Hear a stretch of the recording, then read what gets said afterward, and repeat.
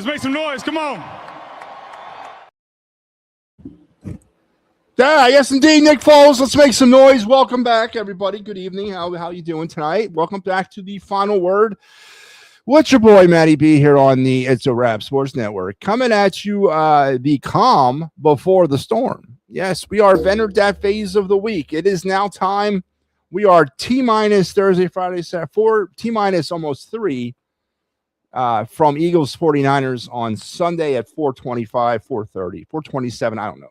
Sometime afternoon at the link. And tonight we're going to further deep dive this game. We're going to talk about some of the matchups. We're talking about some of the issues that, present themselves to both of these teams as we get ourselves ready for Sunday's clash in the NFC playoffs. Of course, the NFL wildcard weekend is upon us as well, as we have a full slate of games this weekend to include the ever happy or the ever popular Monday night game wild card. I never quite understood why they do that.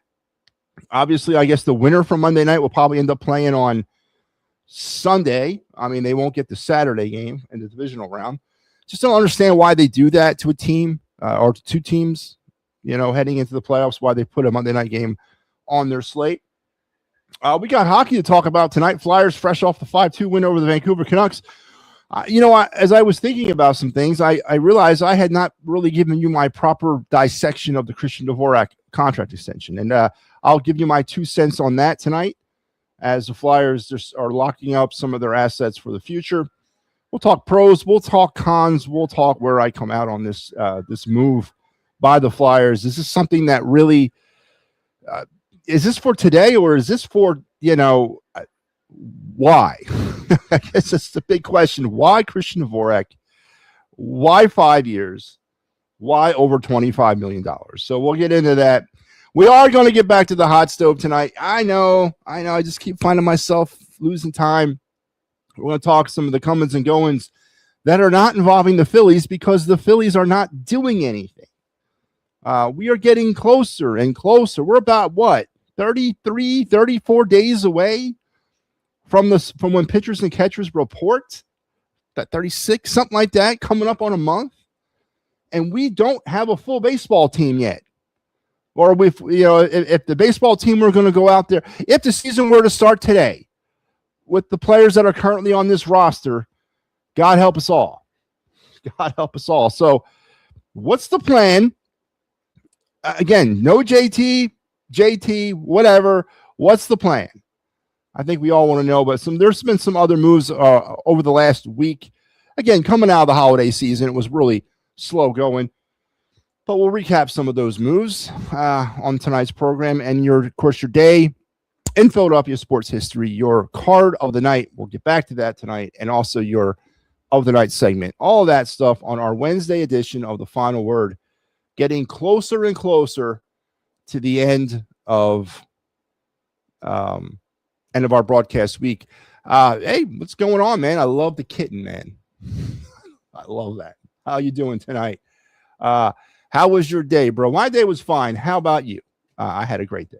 Glad that you're joining us. Don't forget, for all you new people to the show, to the network, the It's a Wrap Sports Network, make sure you give us a like, a share, a subscribe on YouTube specifically, and on the other platforms as well. We could really appreciate it because we're trying to build this thing from the ground up, and we need the help from people like you.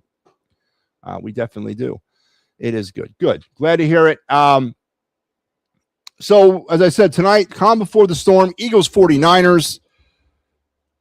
There's actually it's calm before the storm for a lot of teams tonight, right? I mean, this is it. This is what you've been waiting for. This is the 18 weeks of the season have kind of led to this point. And here in Philadelphia, the common theme over the last couple of days on our local sports radio or anytime anybody that presents any sort of Philadelphia sports content, it is solely directed at coming to grips with the Eagle malfunctioning offense and just now relying upon the defense. We talked about this last night. Giving the defense their opportunity, and can they lead the Eagles to a Super Bowl championship with an offense that has not worked well at all this season? And is it a viable technique, and is it a viable plan going forward into the playoffs?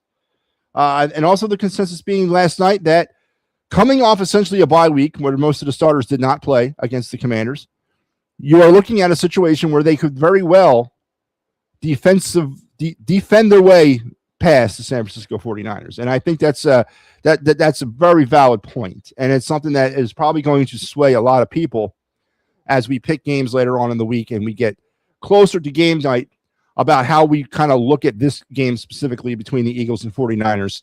But going into the playoffs and making a deep run, can the defense be the only thing that carries this football team to a Super Bowl? We talked about not disrespecting the 2000 Ravens defense by comparing it to the 2025 Eagles. We talked about not disrespecting the 85 Bears defense by not comparing it to the 2025 Eagles, because those are two different types of defenses. They're not comparable to the Eagles. The Eagles are a very fine defensive unit, and they've been pulling rabbits out of their hat all season long to support this team. 11-6 could have been a lot worse if it hadn't been for the defense.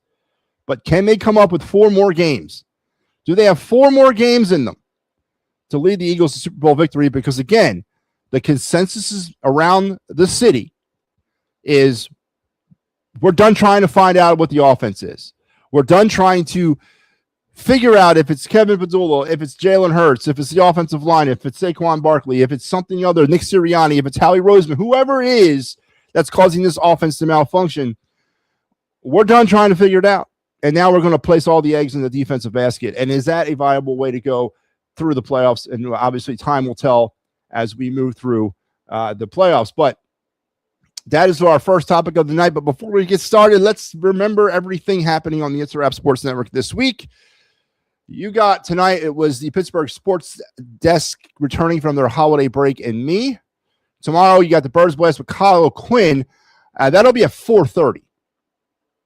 We've decided on time. Me and Kyle came together today. We got that hammered down. 4:30 tomorrow, the Birds Blast with Kyle Quinn. As me and Kyle will take a look at the Eagles 49ers game a little bit more in depth, discuss who we think is going to come out on top, the score, predictions, all those great things. 8 o'clock tomorrow night, the Gridiron Weekly returns from their holiday hiatus. I'm back at 9 o'clock tomorrow night for my final episode of the broadcast week. And then later on tomorrow night, you got Flyers, Maple Leafs post-game. On Friday, it's the Philly Friday Frenzy with Big Al Zafiri. On Saturday at 8 o'clock, starting at 8 o'clock, it's the best of the It's a Wrap Sports Network of the week. If you missed the shows the first time and you don't want to go searching through YouTube, that's okay. We'll bring them to you. Starting at 8 a.m. on Saturday, you'll get the chance to rewatch all the shows then. Also, post-game on Saturday night, Flyers and Lightning. On Sunday, we get to kick this thing in the butt and do it all over again on Sunday morning with the Philly AM Sports Show, Eagles 49ers post-game, and then wrapping up with my first episode of my new broadcast week on Sunday night. So there you have it. That's what's going on the It's a Wrap Sports Network over the course of the next few days. I am a Ravens fan. I'm sorry about Harbaugh. I am. Sorry about what happened against the Steelers. Man, that's the way to. I've never experienced that, and we talked about this again last night. I've never experienced kind of getting eliminated in the playoffs because of a kicker. I know Buffalo Bills fans have probably the market on that, what that feels like, and I'm sure now Ravens fans can honestly sort of enter that club as well, and that's a kick in the ass. But I think it's easy it's important to understand when a game comes down to a play like that it's not necessarily that's the play that lost the game. It's not, and again, I'll equate it to from the Philadelphia sports standpoint. The Phillies and Orion Kirkering in the playoffs against the Dodgers, that boneheaded play where he throws home on bases loaded situation and 2 outs when all he had to do was flip the ball to first, and the inning would have been over. But he went home for some odd reason, and he cost the Phillies the game and the series. That's not the play that cost the Phillies the season, right? It's not. It's just a culmination of stuff that led up to that moment, and you got to kind of bring solace to the fact that the missed field goal by that rookie, what's his name, Loop. That's not what cost the Ravens that game. It's not. It's a culmination of events. They couldn't keep Rodgers down, man. The old man got him. The old man bested them, and that's really the bottom line. Lamar, Flowers, they did what they had to do. But defense kind of let the Ravens down a bit, and the kicker ends up being the scapegoat. So I really hope that going forward, all is forgiven for that young man as he is at the beginning of an NFL career, then I certainly believe he'll be fine. And now, of course, the great search for a new head coach is on. We have some stake in the John Harbaugh thing. If things don't work out well here, if Nick Sirianni implodes on the sidelines on Sunday against the 49ers and the Eagles are eliminated, does Howie Roseman pull the trigger and actually fire a CEO coach and actually bring in a real coach? And is John Harbaugh perhaps ready to come home to the place where it all started for him, on the pro side at least? So, we got some stake in that. And there's also some stake in the John Harbaugh thing when it comes to the Giants. Is he going to be the next head coach of the New York Giants? So, I mean, there's a lot of drama sort of yet to unfold. But yes, condolences from all of us here at the It's a Wrap Sports Network on the Ravens losing. You too. You have a great day as well. I'm sorry, Ro. I think Texans and Rams Super Bowl. I'm not disagreeing with you. I don't think Texans are getting there, but I could definitely see the Rams.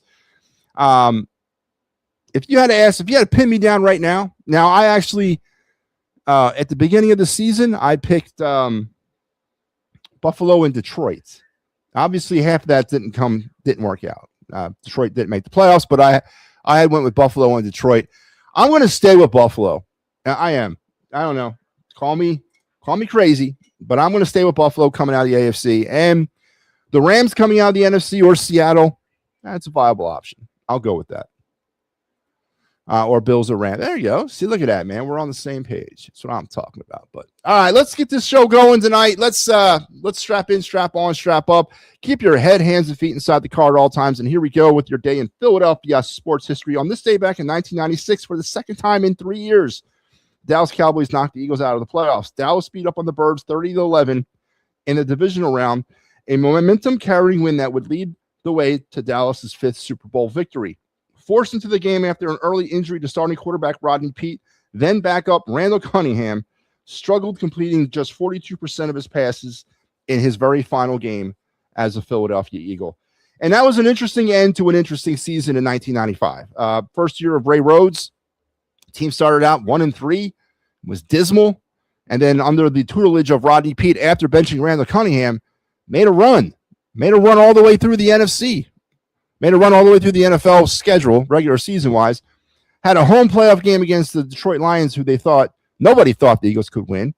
They hung like 50 points on the Lions in that game and set up the divisional round against the eventual Super Bowl champion Dallas Cowboys. And yes, as you heard through that little reading there, ushering in the final appearance of Randall Cunningham ever as an Eagle. I believe he ended up in Minnesota the following season and then kind of hung around there for a few more years in the late 90s. Now the Eagles, of course, in 1996 returned to the playoffs again under Ray Rhodes. This time they lost in the wild card round to the 49ers, 14-0. 1997, they would not make the playoffs at all, 6-9-1.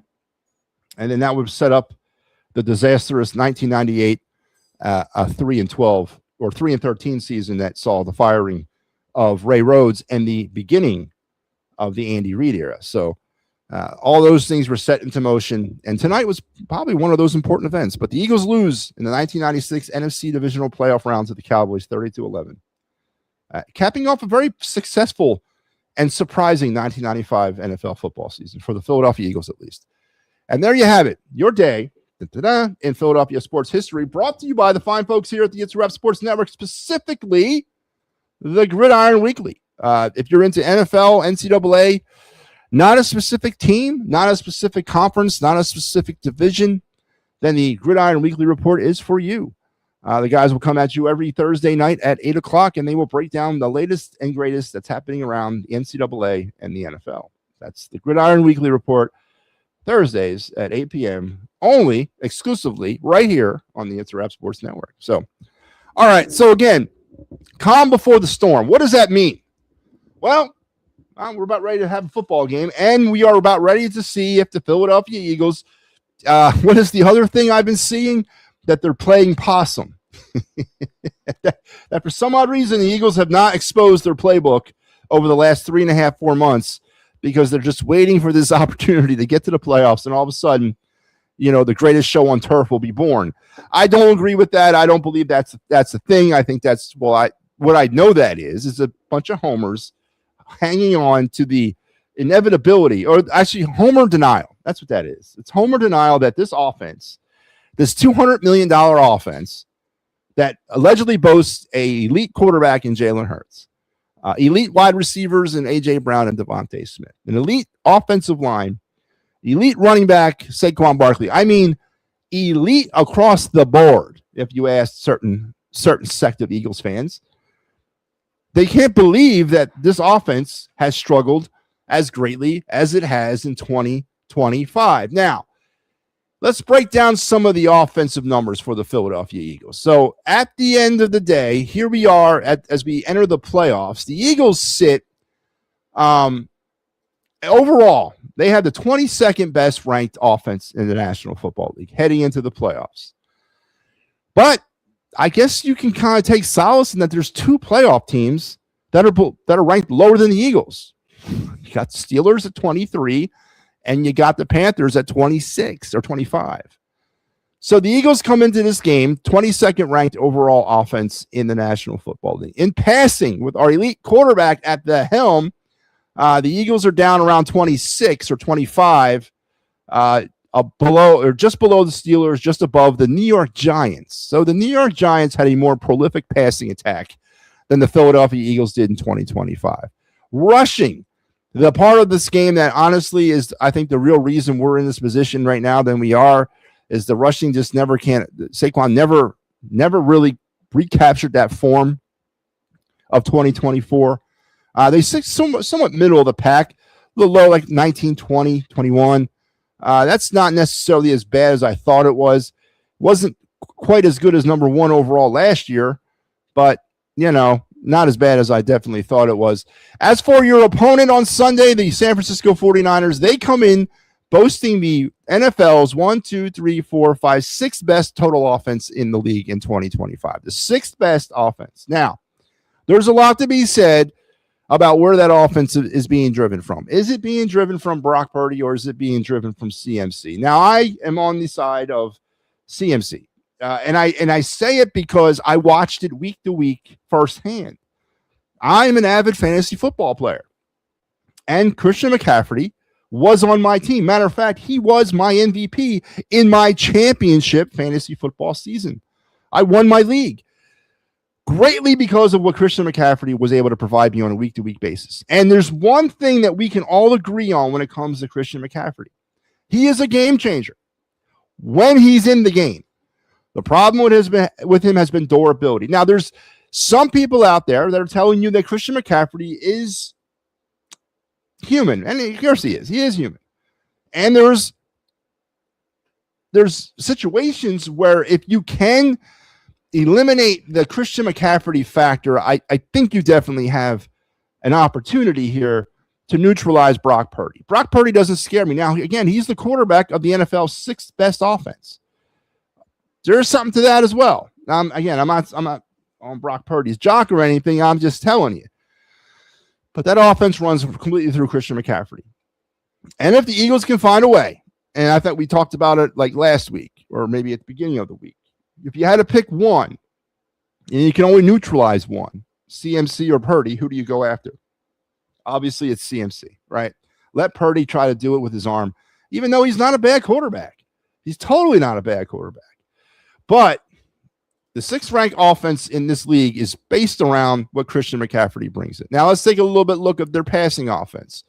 San Francisco enters this game with the 5th best passing attack. Now, is that greatly enhanced by Christian McCaffrey? 100%. He's a dual threat coming out of the backfield as well as coming out, to catch passes. He is the check down king of Brock Purdy. He is Brock Purdy's safety net. George Kittle has somewhat been neutralized this year. George Kittle was not a factor, really. I mean, he's a competent tight end. He's a tight end that needs to be paid attention to, and the Eagles need to pay attention to him. But again, it all runs through number 23. It absolutely does. As far as rushing goes, the 49ers come into this game with a modest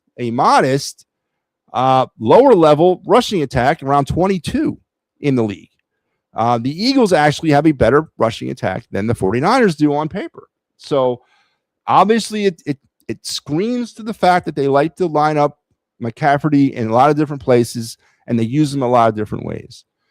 As far as your defenses go, this is where a lot of people are putting their hopes, especially Eagles fans, on the Eagles' ability to try to win this game defensively. The Eagles come into this game with the 1, 2, 3, 4, 5, 6, 7, 8, 9, 10, 11, 12, 13, 14th overall ranked defense in the National Football League, opposed by San Francisco's like 21st ranked. They're quite a bit lower, but they're not as far out of the realm of possibility overall with the numbers that the Eagles are. Now, where the Eagles had the 49ers pretty much, I would imagine sort of if you had to kind of, chop this thing up and try to go skill group, position group to position group. The 49er pass rush is a little susceptible right now, especially with all the injuries. They're barely getting any kind of push up front. You would think that the Eagles could take advantage of that, but the wild card on that is the Eagles offense. So, I'm not necessarily putting my eggs in that basket either, because we've seen the Eagles struggle against the most pedestrian defenses of 2025. It's not like they've been shut down by the league's best. They have, but they've also been shut down by some of the league's worst defenses. So all bets are off when it comes to the Eagles offense to me. All bets are off. I don't care who's playing defense for you. You got a shot against that offensive group. It's not been good. And if you maybe you got to get deceptive with the Eagles. Maybe you got to try to hide your blitzes with the Eagles, but there's a way to get to them offensively. The offensive line for the Eagles is being held together by spit and duct tape. And if you can kind of find your way through there, it might open up the dam for you as well. But let's look at passing. Passing defense-wise, the Eagles actually have a very stout passing defense, of course, led by Quinyon Mitchell and Cooper DeJean. No question about it. They are a top 10 pass defense in this league. 49ers are a little bit lower on this list. Matter of fact, a slight lower, about 23. So it favors the Eagles on this. But can Jalen Hurts and company and Kevin Petula, can they take advantage of that?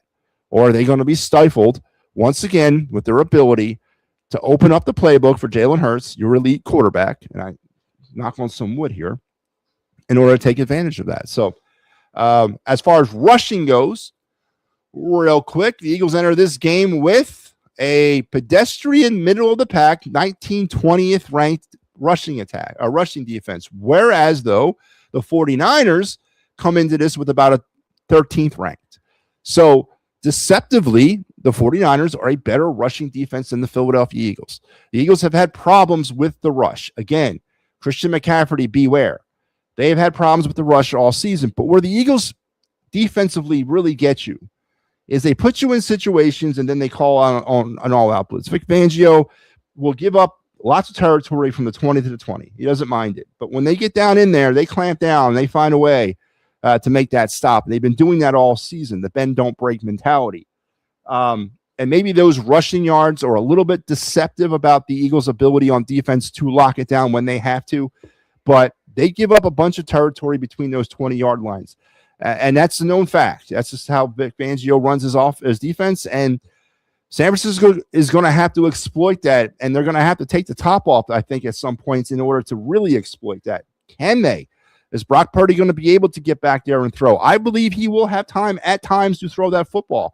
But whether or not we can get open or the 49ers can get open is another thing. So not far, like, in the realm of possibility, when you break it all down, to me, it really boils down to the Eagles' offense and their ability to get out of their own way and score more than 21 points in this football game, and the San Francisco 49er defense to try to get as many people off the street as they can in order to play in this game to stop the Eagles from scoring 21 points. Because I think offensively, San Francisco will do enough.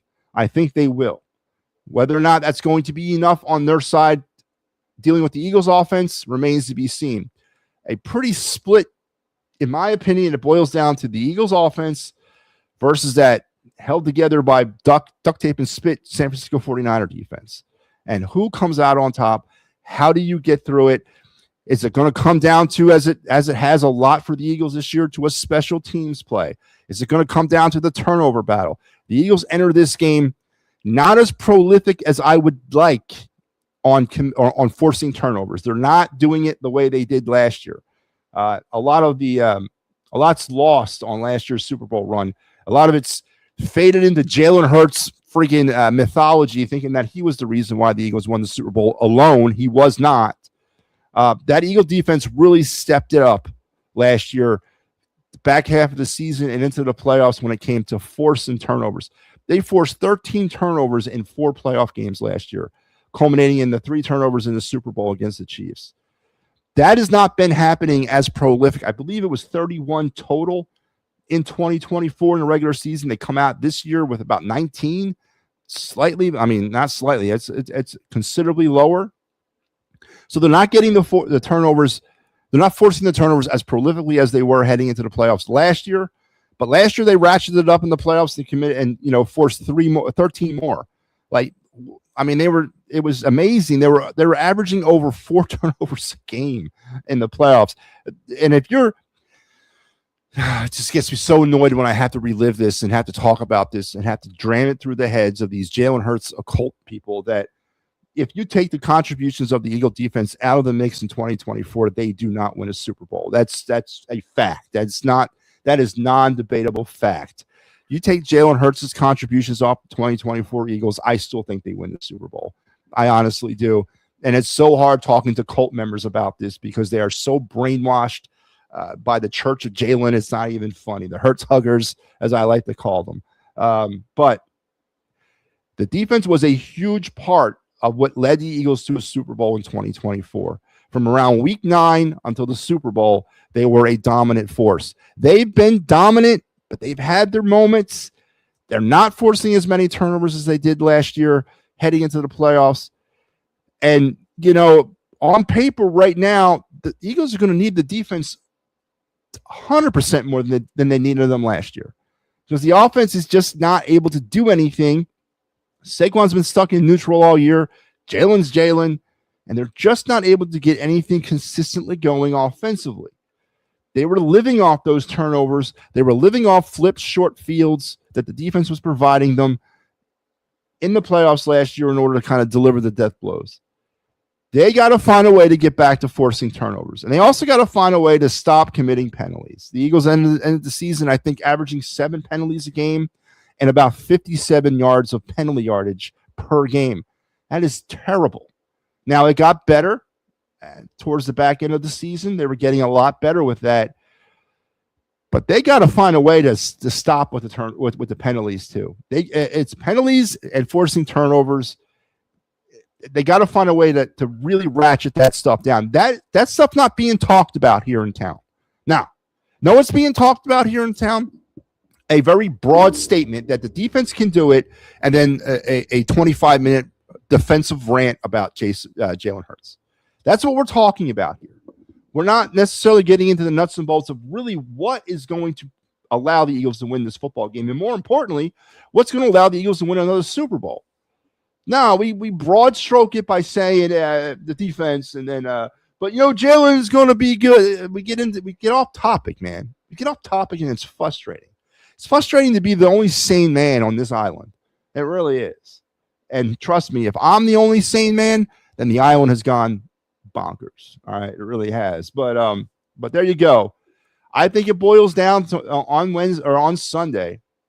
It boils down to the Eagles' ability to force turnovers, limit the penalties, and I guess you can throw in limiting the damage done by Christian McCaffrey. If they can do all that, I don't know if the offense really is even a question or even a topic, because I think everything else will take care of itself. So no Flyers live tonight. Ricky, come on, man.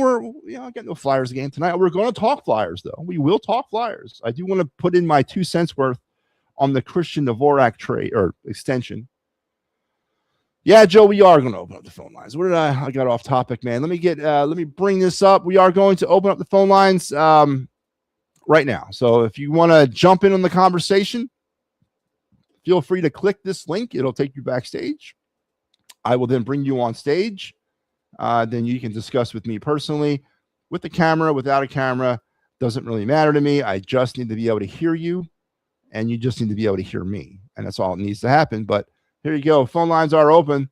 The link should be popping into your streams as we speak. Come and join the fun here on the Final Word. It's a Wrap Sports. And Star Wars pops in here. Ranger going to the Mets. I heard the talk was ramping up. Do we have breaking confirmed news that Ranger Suarez is a New York Met? I actually thought that it was going to happen. I really did. Let's look. Oh, I didn't know he's Valenzuela. Valenzuela, you know what I mean. He's linked to the Mets. He's linked. I'm not seeing anything. I'm not seeing it. I'm seeing linked. And we talked about this earlier in the offseason. Nothing official, but perhaps I said this way back in November. I honestly could see it. Of course I could see it. 100% can see it. Him going to the Mets. And the Mets were a perfect destination for him. Mets need pitching. Hell, they need everything. But they definitely need a pitching. And Suarez, if healthy, is still a quality 3 or 4 in your rotation. Matter of fact, he's 3. His ceiling is about a 3 at this point in his career. Even with being healthy, he's a 3. No, I would not be surprised at all. Again, I think we called it here on the network or on the show. I think Ranger Suarez to the Mets was one of my predictions heading into the offseason. So Star Wars reports that Ranger Suarez is going to the Mets. That has not been confirmed. He's being linked to the Mets, just like JT Realmuto is being linked to the Phillies. You know, that and a dime will get you a cup of coffee down there in K&A. You know what I'm saying? So I don't know, man. But I would not be surprised to see Ranger Suarez find his way into blue pinstripes. And then what do you do then? Right? What do we do then? Do we counter that move? With what? What do we counter that move with? Signing Harrison Bader? Is that the move we're going to counter with? Harrison Bader to the Phillies? Promoting Garrett Stubbs to the active roster. He's going to back up Rafael Marchand. Oh, man. Listen, we're about 35 days away. I can't wait. Best time of the year. Matter of fact, I got a programming note to talk about at the end of this. Don't let me get off the air without telling you this. But I can't wait. Baseball in its majesty starts essentially for me on February 9th. I guess I'll tell you about it now. Baseball for me starts on February 9th. I will be moving this whole operation, or myself, actually. I'm not moving any of this stuff, but I'm moving myself down to Knoxville, Tennessee on February 7th, where I'll be based out of for the next 2.5 months as I participate in the college baseball season. I will be working Division I, Division II, and AIA games all around the Southland. Tennessee, West Virginia, Kentucky, Georgia. You'll be seeing me. Check me out if you got ESPN Plus. Flip around, see if you can catch me on a game. I don't have a specific conference that I'll be working with, but I will be working all around the South Central region, I guess you would call it. I'm not going to be in Florida. A little bit of like southern, southwestern Georgia, maybe some games down there. But February 9th is when baseball starts for me. Then I'll come back around mid-April and then do my summer thing up here. But I'm ready, man. I am so ready for baseball to start. Thank God baseball is like the shortest off season in the history of sports. I love it. And we're getting ready to go. But I think for a lot of Phillies fans, man, you're about to get a hard, cold dose of reality come February. Was it 12th is when pitchers and catchers report? Man, it's going to hurt, man. It's going to hurt. It's going to hurt. A caller. Michael Papernick joins me. Michael, how are you? Papernick. Yo, there? What up, Matty? What's going on, man? How you doing? I'm doing good. How about you? Yeah, I'm here. You there? Yeah, I gotcha. Okay, hold on. You can hear me? I can hear you perfectly. Okay, it's my mic. So what's on your mind, Papernick? Yeah, did you see Strom said he'll call it a spade about what's going on, the rumors of him having dissension or making, whatever the issues with management. He said he'll just call it a spade. I did see that. I'm glad, he got shipped out. And I know Nick, he shouldn't have got shipped out. Alvarado should have been shipped out. That's just my opinion. Okay. Now, Castellanos, on the other hand, I give it to him for standing up. And when he stood up, what did Robbie do? Oh, he benched him. Mm-hmm. Man, he don't bench. He benches no. He don't bench any stars. He can't. He can't bench Bryce. Bryce can walk by Robbie and go, "My fault, my bad," or whatever. I won't do it again. Okay. The guy on the 28th guy on the bench sees that. I'd do the same thing too. I'd walk by him and say the same thing. Yeah, this team's a mess. You're right. Oh, February 9th, my birthday, where I turned 57. Good stuff, man. I'll be down in Knoxville, Tennessee. Yeah, my family lives down in Tennessee, right outside Nashville. Okay. And but yeah, I mean, the Phillies are a mess. It's a mess with Dombrowski. It's a mess with Robbie. The only thing they got right is Mattingly. You know, and hopefully that guy Garcia, whatever, hope he pans out. Well, Papernick, when you look at the Phillies right now, we don't have a roster yet. I mean, well, I guess we technically do. If you're going to promote Marchand, the starting catcher, and bring up Stubbs, I guess you do have a roster that you could officially report and start. But is this I mean, Castellanos back in right, Bohm back on third. No.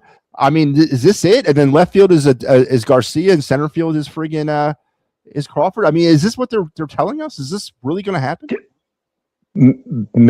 I mean, look, like I said, they're third place this year. That's my opinion. But then again, maybe Castellanos batting maybe like seventh in the lineup. Maybe that works for him or something. I don't know. Maybe because he knows he wants out of here, he's going to have to put some numbers up. So he can get out of here maybe before the All-Star break. You know, maybe he has a big spring training so they could trade him. You know, the dummy upstairs ain't gonna. You know, he don't know what to do with him because he knows if he just cuts him, he's on the hook for $20 million. They could pay the guy $1. The next team, it don't make no difference. So Castellanos don't care where he plays this year. And did you see the thing with Schwarber? He told the Reds not to offer any more money because it wasn't about money. Yeah. Okay. Yeah. That's a bunch of crap, man. That's that you know as well as I do. That was a bunch of crap. And I love Reggie White. It's like Reggie saying God pointed him to Green Bay. Yeah. It wasn't God. It was that huge contract. It was a huge contract that pointed him there. But I just the Phillies are a mess. And I was listening on another podcast. Man, they were talking about Kingsbury and Harbaugh. Could Harbaugh go to the Giants and take Cliff Kingsbury with him? Yeah, we talked about that last night. We mentioned I have a feeling, in my gut, man, I just have a feeling that he's going to be Harbaugh's going to be the new head coach of the Giants, unless, of course, something goes drastically wrong here. Sirianni gets fired because the Eagles lose 48-0 on Sunday, and they make a play for Harbaugh. Because I would think that if that happens, if the Eagles do fire Sirianni, he's got to be the first person that they're going to call, and that's got to be the job that he wants more than anything else. Well, now there is a job that could open up. I don't know if it would entice him or not. If Tomlin gets fired from Pittsburgh, maybe. Tomlin's not getting fired. Listen, we got the Pittsburgh guys here on the network, and I'm forced to listen to that crap. I don't want to, but I had to. And, I got to quality control it for the network. And they make some very, very valid points about Mike Tomlin. And I don't think Mike Tomlin's ever going to get fired. I think Mike Tomlin will at one point quit and say, I'm done. But I don't think the management of the Steelers will ever fire him. Now, the one thing about Harbaugh coming to Philadelphia that might be a wild card that no one's thinking of is could he get along with Howie Roseman? And I don't know if he could. No, I think he could. I think he could. Look, he was here with Howie's predecessor, the guy he learned everything off of. Who was the guy with Andy? Talking about Joe Douglas, the guy from the Jets? No, before him. Oh, you're talking about the guy who. That's who Howie learned all the contracts off of, how to do contracts and all that. I think he could get along with Howie because, look, he won't be a yes man. And here's the thing: Doug was a yes man to a point. John won't. I think Howie would treat him different. I think Howie knows it because he treats Vic Fangio different. Vic ain't a yes man. No, Vic will walk. You're right. So I think, and man, I'm telling you, win or lose the Super Bowl, I fire Sirianni. I keep Vic. I go, and you know what? I might bring I don't know if I'd be afraid to bring Kingsbury or Stefanski here. I'd said that to you before, and I'll say it because if they have a good season next year, goodbye to the offensive coordinator. The Eagles need a guy that's set that says, look, I don't want to be a head coach. I want to be just an OC and nothing else right now. A veteran guy, Frank Reich, maybe John Gruden can get along with Harbaugh. I don't know where Gruden stands in that whole scandal. Is he officially, like, did they blackball him? I mean, I haven't really heard much about where he's at. You know, why he got fired from the Raiders. That whole the racist emails and stuff like that, allegedly that he was throwing around. And I know that was it racist? I thought it was sex ones. I thought it was both. I had heard something. Yeah, maybe it was sexist, racist. It was one of those things. But then I also heard that was kind of thrown out by saying that, no, that's not what happened. So I don't know where Gruden stands, but I'm with you. I would love Gruden here. Matter of fact, I would love Harbaugh as the head coach, Gruden as the offensive coordinator. Can you imagine that? That's what I'm talking. That's what I'm talking about, because you don't have to worry. I don't think John wants to be an NFL head coach again. I think he's done with that, and I think. But you know what? Maybe his dream job would just be the Eagles. If Harbaugh, I think Gruden would want that. Otherwise, I think Gruden would just fit perfectly there. And you know what? For all the bad stuff that Jalen does, it might be the best thing to happen to Jalen. Good point. To get a guy here who's gonna put their foot in his ass when he says, "Oh, I'm not doing the RPO." Yeah, you are. And it ain't just gonna be him. It's gonna be the head coach. The head coach ain't gonna be waving pom poms out there. That's a good point. But Tom Heckard was Andy Reid's GM. Tom Heckard. No, it was the other guy. Who was the guy who was the president? Joe Banner. Oh, Joe Banner. Yes, I thought the GM. Yes, Joe Banner was. Joe Banner. Banner. Yep. That's who he learned the contracts off of. And Joe Banner was a little like Howie. No, he was a little like Howie in the sense. Not what I mean. Like what I mean is like. The contract wise, I mean, he didn't have the control because Andy had full control, which I was never a fan of that. I was never a fan of a GM being the head coach, because how do you talk contracts? If you're disgruntled, you can't go to the head coach. Who do you go to? Yeah, I think it was all about a football decision. But here's my score for Sunday. And look, as much as I think the Eagles are going to lose, but I can't stand the 49ers. They're worse. They're fans, and they're just worse than the Cowboys. I'm going 25-19 Eagles. 25-19. Papernick says 25-19 Eagles. And give me your game MVP, Papernick. Who wins the game MVP? MVP. You know what? He's been playing hot lately. Jalen Hunt. Jalen Hunt from the defense. And what is this like? What makes him win that? Does he have a pick six, fumble recovery, a couple sacks? I think he's going to be at least 2 sacks. A strip fumble, and somebody else recover. I think that's what he's going to. Yeah, I think he's just going to have a really solid. I mean, like I told you, I wouldn't trade that kid. I'd trade Jordan Davis and Nolan Smith to the Raiders for Max Crosby. If we could pull that off, if the Raiders would take that, I would do it too. Well, we have to throw a second or third round? I do. Why not? Just got a 3rd round pick for Huff. I throw my first round pick in that. Oh no! Yeah, you got the 4th pick in the 3rd round for Huff, or he's the 64th pick. So the 2nd pick in the draft, right? The 2nd pick in the 3rd round. Yeah, you could package that with maybe a 3rd round of the year afterwards. Maybe get a 5th and 6th back with Crosby and. Davis and Nolan Smith, that solidifies their defense. You got a guy who's already paid. You're paid Jalen Carter. You don't have to pay a Jalen Hunt for at least 2 more years because he's only in his 2nd year. So you picture that line right there. I don't know if it would be better, but it'd probably be the best line in football then if you had Crosby going across with Carter and are you kidding me? That'd be the best defensive line in football. And then you go out and you draft a legitimate, cornerback 2, and you build them around Quinyon. Did you see the? Okay. Was it you? Did you put the post up about Quinyon Mitchell? He only left up 110 yards in passing this year. No, I didn't put that up. That's all he did. Yeah, you had a great year. I'll send you. I have the thing. I'll send it to you. 110 yards he gave up. That's all he gave up.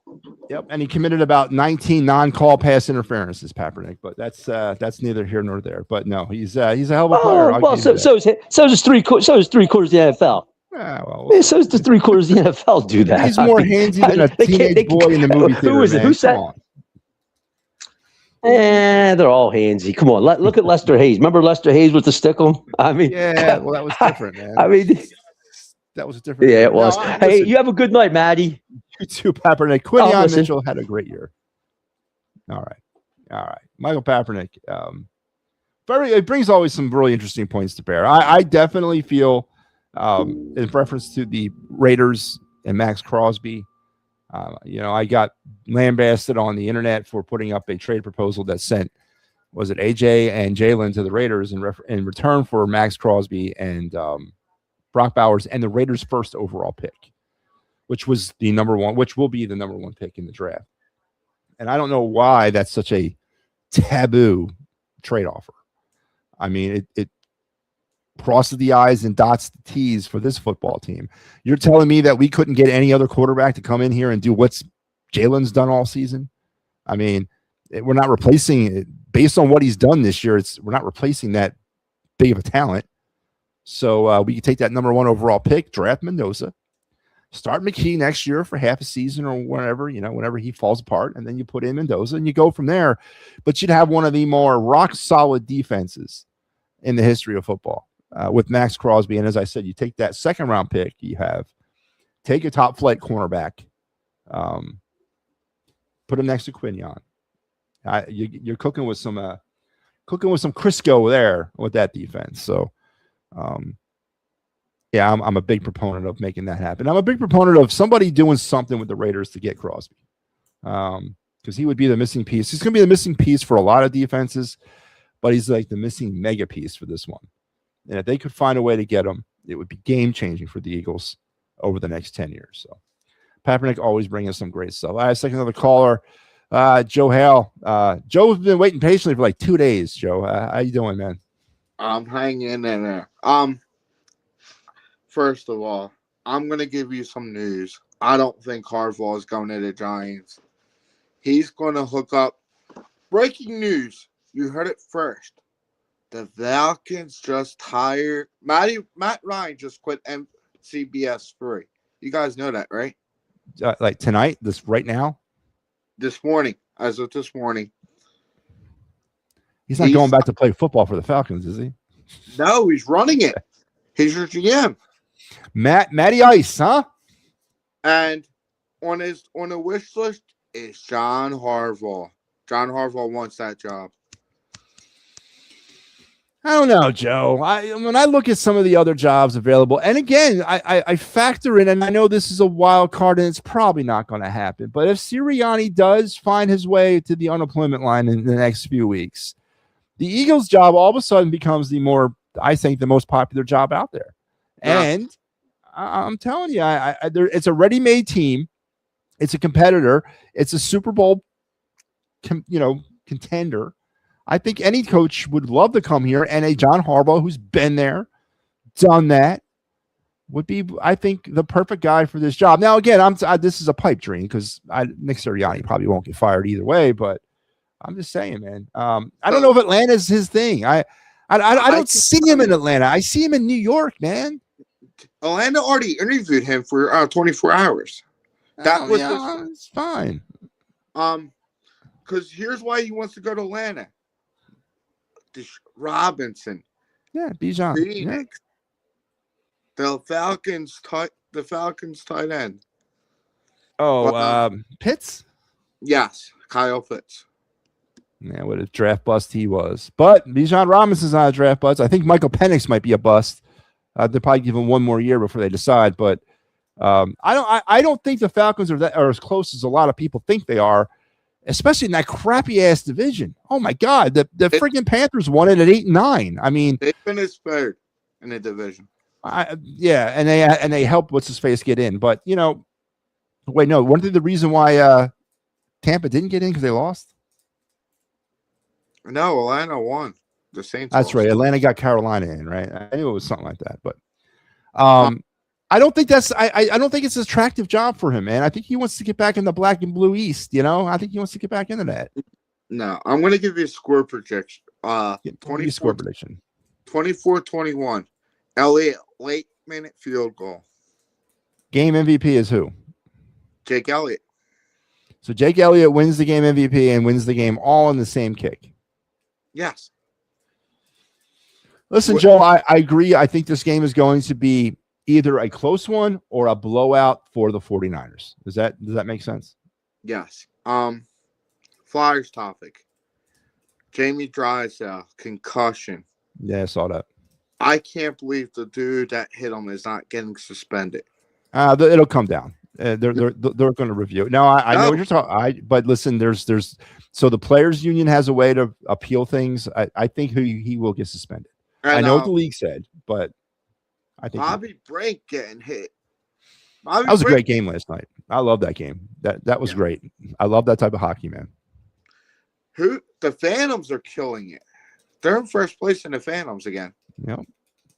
You get up to Allentown and watch many Phantoms games, do you, Joe? Yes, I do. It's a great option, man. Just like going to see the Iron Pigs. It's a cheap option. It's the Flyers and Phillies up tomorrow. I mean, you can't beat high-level minor hockey or high-level minor baseball. You just brought up the Phillies. Well, Papernick did. Apparently, who was it? Dombrowski told JT to figure out by Friday what he wants to do. Give him a deadline, huh? Give him a deadline. Drew a line in the sand. Said, "Hey, I need to know." That. And it should have been weeks ago. There's the Twins catcher, and they're close on Grudnek. Mm-hmm. I heard about that rumor. I'll take that. He can play in tune with Marsh. I'll take anybody right about now. Some news, an MLB quality player. I'll take anything. And I'll even take news on Max Bader or Harrison Bader, Max Kepler, where they're going. I'll take anything. There's nothing going on.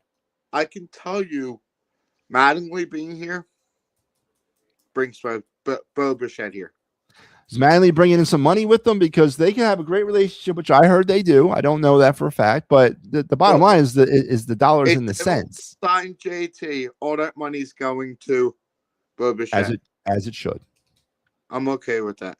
No, 100%. Absolutely. Yeah, my life's been hell, but. Well, as I said last night, Joe, I'm not going to disrespect you with the platitudes. We both know that what this really is, and I do wish her all the best, and I am praying for her. So please pass that on. We all are, but thank you. Anytime, Joe. Anything else, man? Yes. Pat is on TikTok last night. Killing bashing me? Was he bashing me? No, he wants to come back. I told him to hit up you. I know it does. What was he saying on TikTok? He thinks the Eagles are going to lose in a bizarre way. A safety. Right? Are we all living in Pat's world? Listen, the Eagles, but you know what? To Pat's point here, the Eagles have been winning some fluky games all year. Block field goals, block punts. We've been winning. Josh Allen probably could hit that throw 99 times out of 100, right? But he misses it that one time. So there's been some fluky things going in the Eagles' favor all season. Turnabout is fair play. So I don't know, man. I don't know. He did say McCaffrey's going to get injured, and no, that's not being a prognosticator, man. That's having eyes, man. I'm surprised McCaffrey's still standing upright at this point of the season, honestly. Who's the offensive tackle? And Lane Johnson's back. Did anybody talk about that today? I heard that come out, but I also heard from Baldinger saying that he knows Lane, apparently, and it's still kind of iffy. Apparently, Lane Johnson might be dealing with some mental health issues. Yeah. And taking the day by day, kind of. Nakobe Dean was a full participant. Yep. Lane was He did. He was on the field because Yep. John Clark. Breaking news: Ian Rappaport just official. Something must have happened on NFL. Somebody got hired. We have a hiring. We might have another firing. Might be another firing. Yeah. So. Well, we'll find out what that is, Joe. Listen, man, we'll be back tomorrow night. So make sure you're back. All right. Yep. All right, Joe Hale, my man. Yeah. So the Lane Johnson thing is peculiar. I know he's been banged up, but there's potentially some mental, and he's dealt with mental health. I don't want to say issues, but he's dealt with some things throughout his career. And I'm not questioning Lane Johnson's character, nor am I questioning his ability to be a warrior out there. Not at all. But I do sympathize with him when it comes to certain things, because when you're in your own head, it's worse than a physical injury. So I hope that he's ready to play, and I hope that he can get out there and give us his best. And I don't, even if he doesn't play on Sunday, with the Eagles potentially winning, I'm certain you'll see Lane Johnson again wearing an Eagles uniform this year. Now, whether or not you see him after this year, that's a whole different situation. But all right, let's go to my main man, Ricky Deal. Ricky, how are you tonight, my man? Good. Good to hear, Ricky. What's on your mind? And go Sixers. Go Sixers indeed. Ricky Deal, the Flyers and the Sixers find themselves in interesting positions. Flyers right now at the midway point of the season. If the playoffs were to start today, the Flyers would be in. The Flyers are also on pace for over 100-point season. The Sixers are in a similar position. They could find themselves into playoffs as well. Ricky, if you had to pick one team, the Flyers and the Sixers, who's Flyers or the Sixers? Who's going the furthest in the playoffs this year, the Flyers or the Sixers? Sixers. That's a very smart. That might be it. Flyers might not just be happy to be there and might get bounced in the first round. The Sixers are going to go further in the playoffs. This would be the story of the year because nobody is expecting that, Ricky.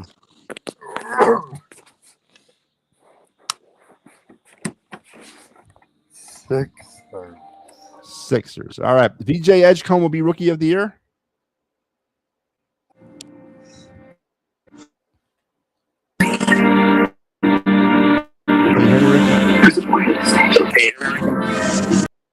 It's always in the part of the phone call where me and Ricky always, I don't know what happens. His video drops off and then it's just like clockwork. But anyway, VJ Edgecombe, the real deal, I think. We don't spend, again, this is one of my New Year's resolutions going into this year, is I have to figure out how to get Sixers coverage on this network. I really do. We got a post-game show that was all raring to go, but, we had to kind of deviate from it. But I got to find a way to get that back up on the air. So I'm working on it. But all right, let's do the of the night. Then we'll get into Christian Dvorak, and we're going to call it a night here tonight. So here's the of the night segment. Roll it.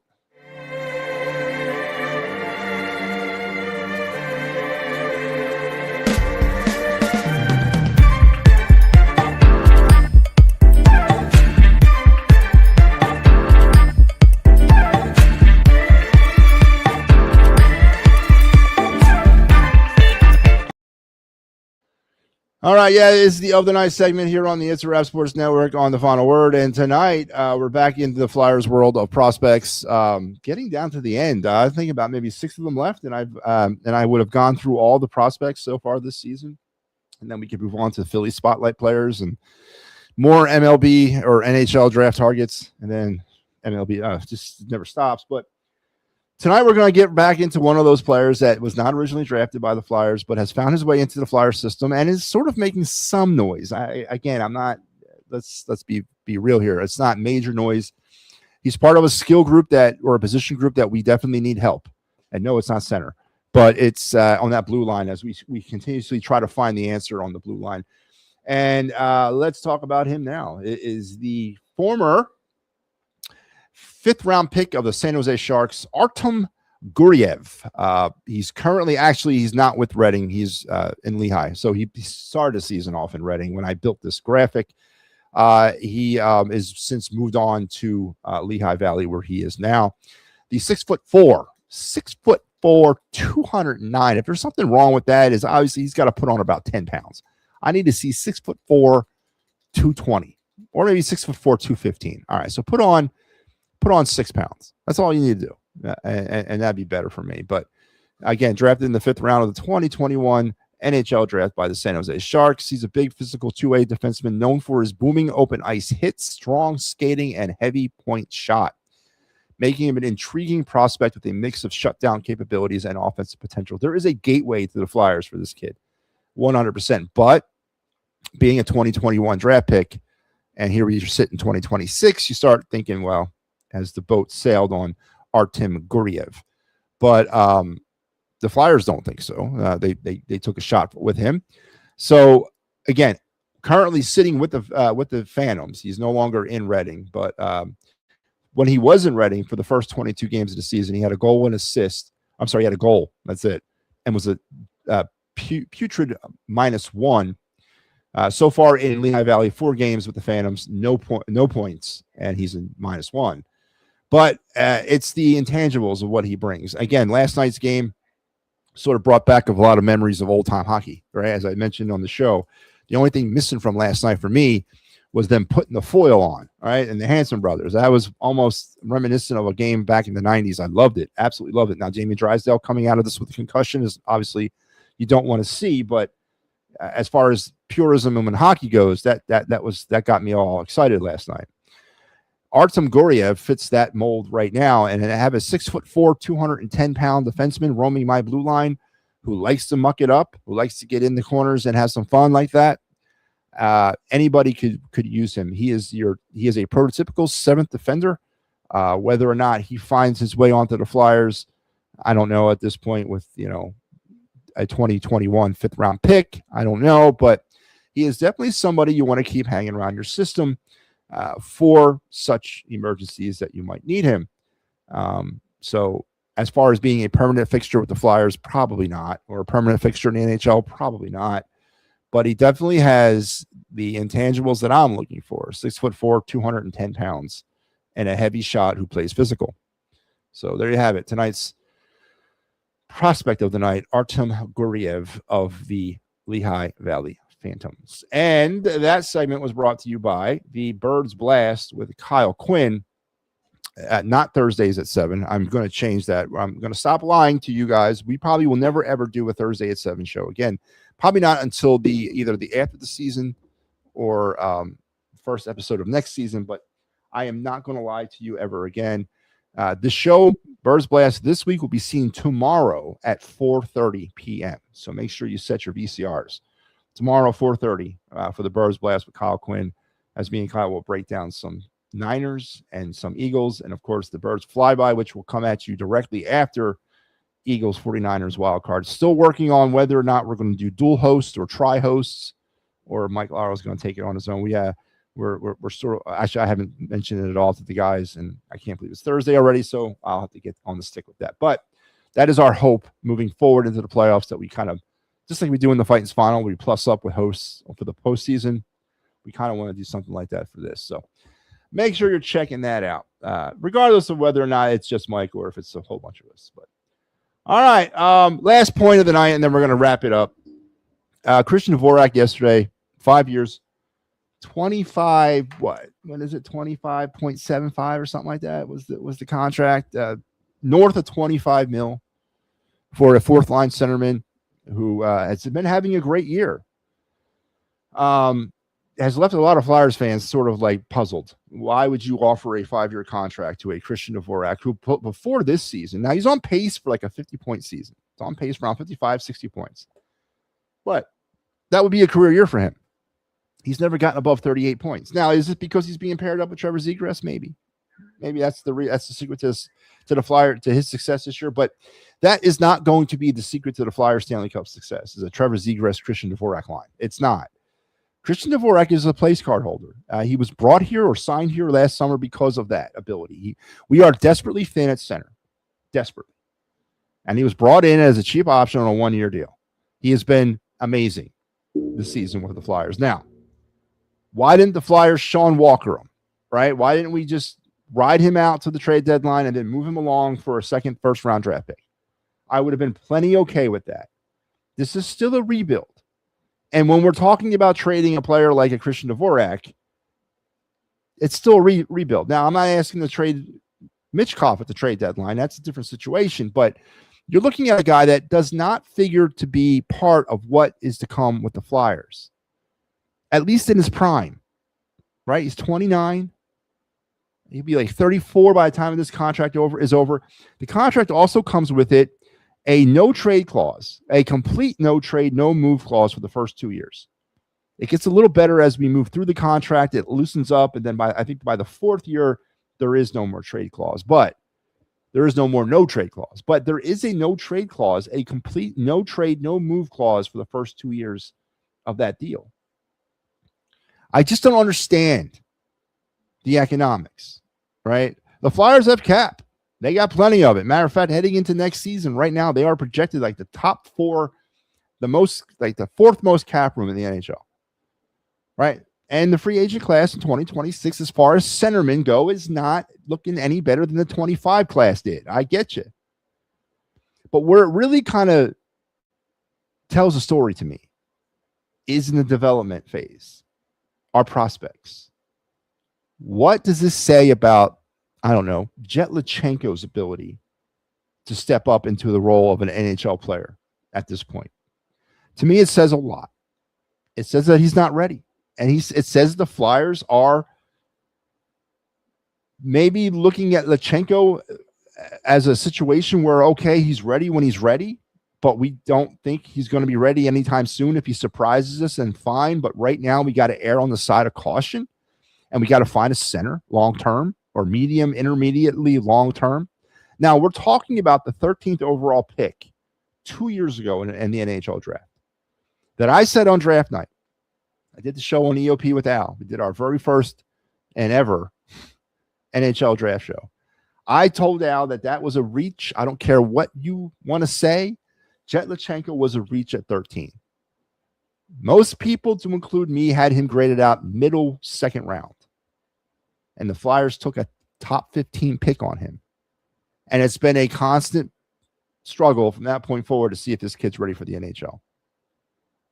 So to me, the Christian Dvorak trade, or signing, I can't call it a trade, the signing is more of a shallow prospect pool, especially at center, than anything else. Because Christian Dvorak is blocking somebody from coming up. They're going to tell you all kinds of things. No. What did Danny B say yesterday? If there's a prospect that's ready to play, we'll find a way to play him. Really, Danny? So you're going to bench a player that you're paying over $5 million a year because Jetlachenko all of a sudden showed up next year and is ready to play? No, you won't. That's a bunch of bull crap.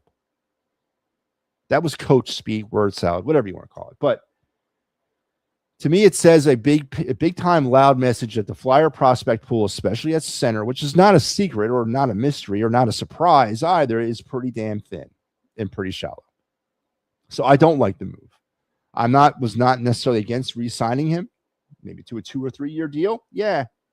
Or I wouldn't have been necessarily against moving him at the trade deadline for more assets.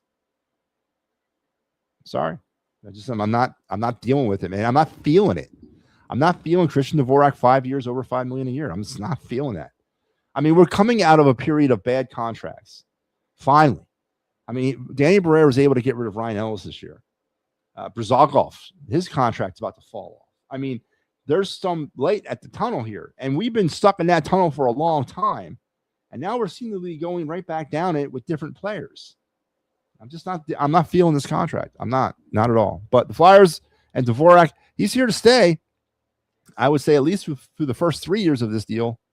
After that, the trade clause goes away and they can maybe move him, but just not liking this contract at all. But Christian Dvorak, 5 years for an AAV around $5.15 million a year.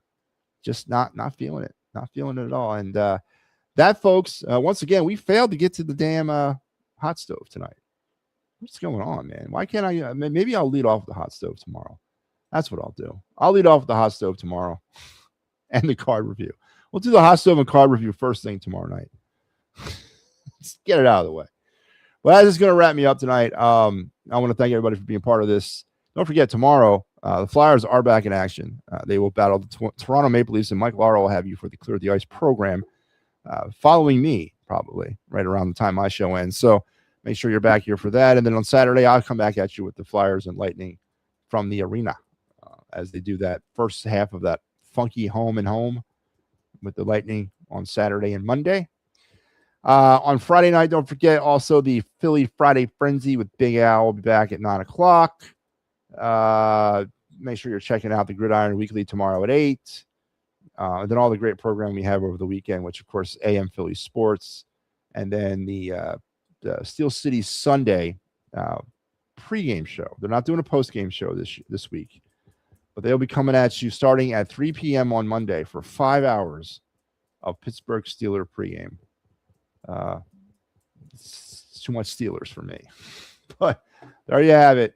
And then all the great stuff that's happening on the network. Here is the schedule. Once again, if you want to find this and read it more closely, it's all over our social media. So be out there looking for it. But I will talk to you guys again tomorrow night. Keep up the fight, everybody. And we are getting one day closer to Eagles 49ers. Tomorrow, Birds Blast with Kyle Quinn at 4:30. Make sure you're there, as me and Kyle will have our first chance of getting into this game and some other things. So until I see you again, take care.